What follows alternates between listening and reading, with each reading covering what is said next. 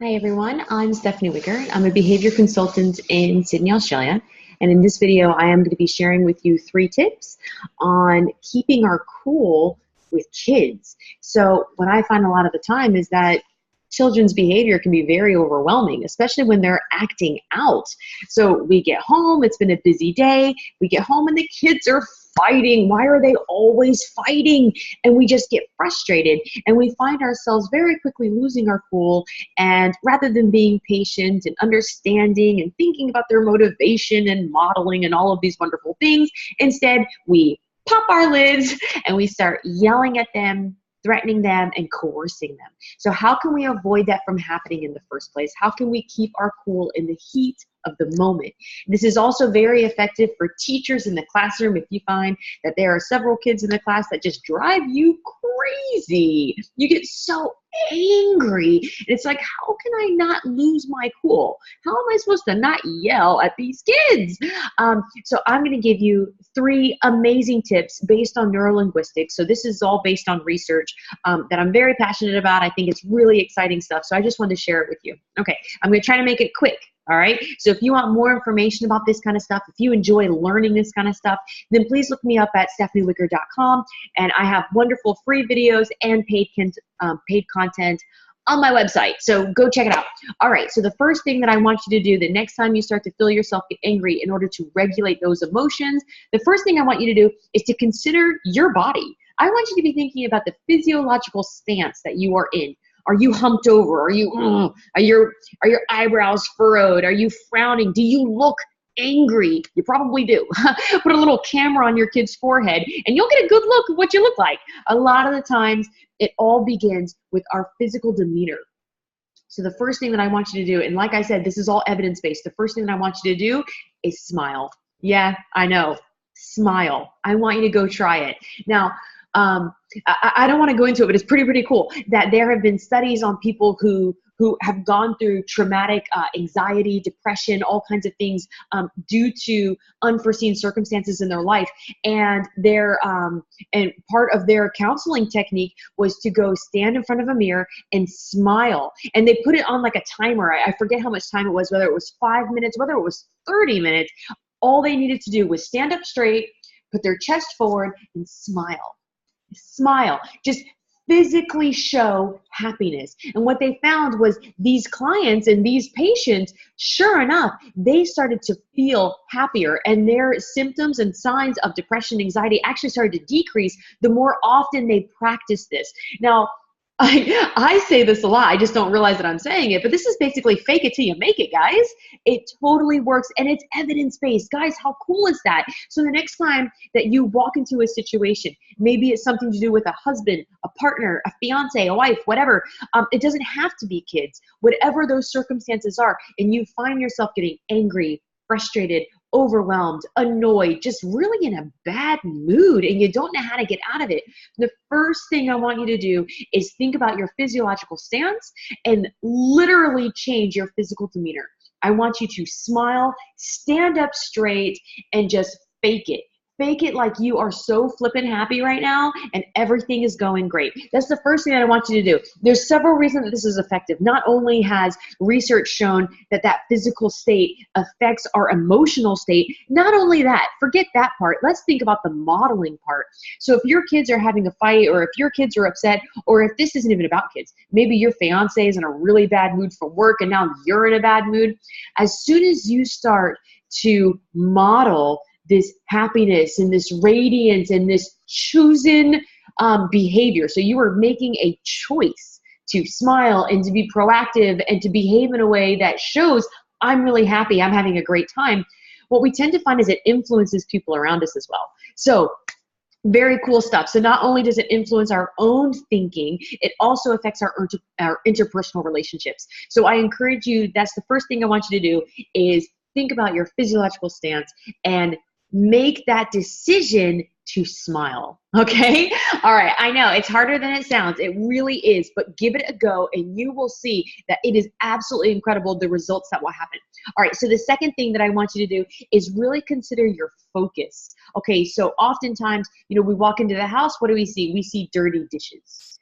We see a backpack laying on the floor when I've told him 1,000 times to put it in his room, and now it's on the floor, and that's where all of our focus goes, right? Sometimes this is completely evoked due to other issues. So maybe we've had a bad day at work, and someone's been focusing on our negative all day. So now, in turn, we're focusing on somebody else's negative, and it just puts us in a really, really difficult state of mind. It's very hard to shake it.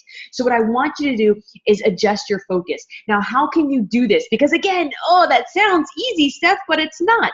There are actual physical steps that you can do to do this. All right, so the first thing I want you to do is start talking. And I want you to start talking about things you like to see. Oh, look at that. You know, the fridge door is shut. Thank you for that, because I know sometimes I come home and the fridge door is open, and that's very frustrating. So thank you for remembering to shut the fridge. Little things like that. So rather than talking about the dishes, rather than talking about the backpack on the floor that's driving us crazy, I want you to find something that's great, and I want you to talk about it. Oh, look, you built Lego today. So let's say that your kids are in the middle of a fight. You know, they're bullying each other, and they're just being annoying and having some like annoying behaviors, right? Nothing dangerous, nothing crazy, but just, you know, being boys or whatever. What I want you to do is, rather than going up to them and be like, why are you always fighting? I just got in the door and you're already fighting, right? Rather than that, I want you to adjust your focus. Did you make Lego today? That's incredible. And you know what's going to happen? They're going to run over and tell you about the Lego they made. Just like that, you just change the entire environment that you are in simply by adjusting your focus. So there's two ways to adjust your focus. The first one we just talked about. So I want you to talk about what you're happy about. You need to find something good and say it out loud. Okay? The second thing I want you to do is, if something's annoying you, which most likely it is, that's why our focus is on the negative, right? There's something horrible and it's driving us crazy. I want you to physically turn around and face the other direction, okay? All right, so if you see a backpack on the floor, if you see dishes in the sink, if you see a laundry on the floor, if you see a wet bathroom floor, I want you, for your own emotional state of mind, so you can begin to regulate those big emotional responses that are triggered when we see things like that. I want you to literally turn around and to literally start talking about something you are happy to see. Because what you are going to find is, by doing those steps, not only are you going to shape the behavior of others around you, because you're going to be like, ooh, that sounds a lot like planned ignoring, right? So planned ignoring is, by the way, that's a punishment procedure that I teach my clients, and I have a whole lot of videos on it. If you haven't learned it already, please check it out. But not only is planned ignoring effective for your kids and for shaping their behavior, it is effective for your emotional well-being. It is effective for you self-regulating, self-soothing, and finding happiness in the moment, and being able to let go of those things that put you in a state where you are frustrated and coaxing and bribing and threatening and punishing and becoming and making choices that you don't want to make, becoming the parent that you promised you'd never be, right?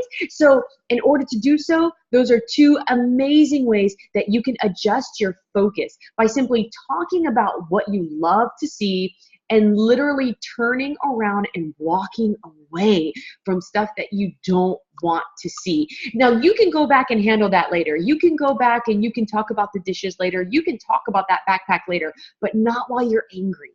That's all that I mean. These are tips for when you are in the heat of the moment. So once you've calmed down, once you've reconnected with your kids and been like, you know what, he left his backpack on the floor, and I really, really can't stand that he did that. But he also made this amazing Lego today at school. He did this awesome painting, and it's just, I love that kid. When you are in that state of mind, when you're like, oh, I remember why I'm a parent now, then that is when you are ready to go talk about that bag. Then you can address those things, okay?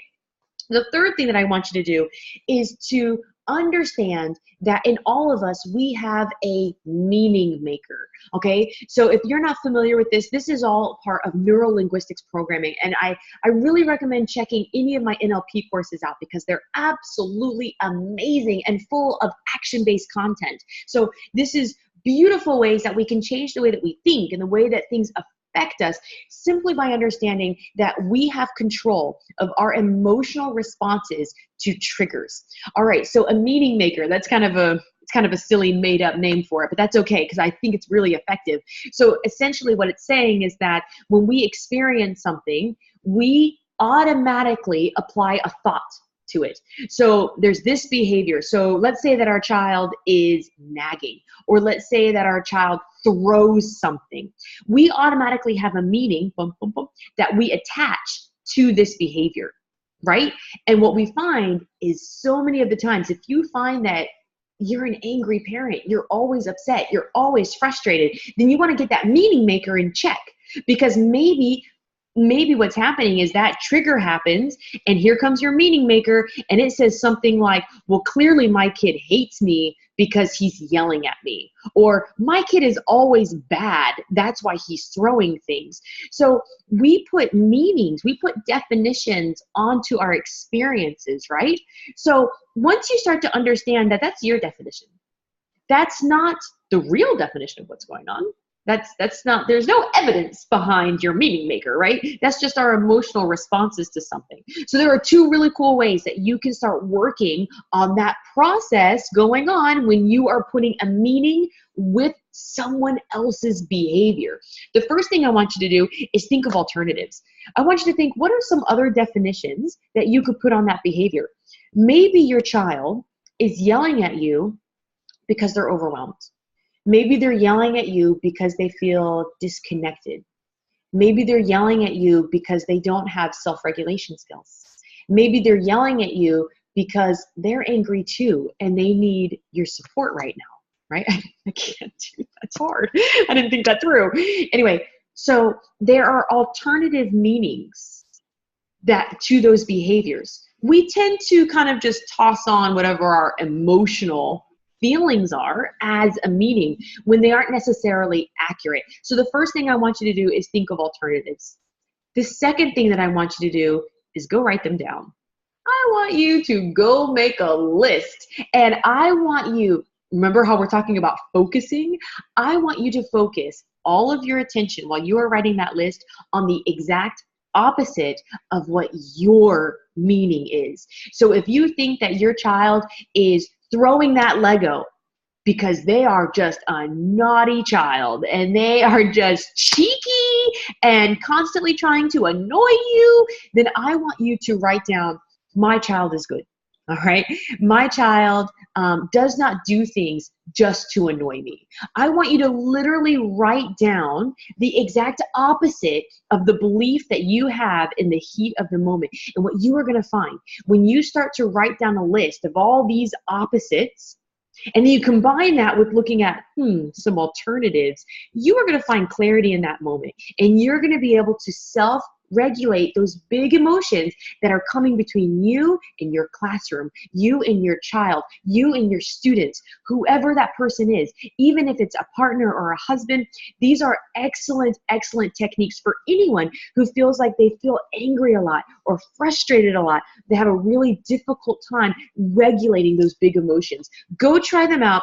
Please comment below. Tell me which one was your favorite. Or better yet, tell me some tip that you know. Share with me how you regulate your own big ol' emotions. What do you do to gain control back of yourself? I would love to hear it. All right, don't forget, check me out at stephaniewicker.com and learn about the services that I provide for my clients. Thank you for listening.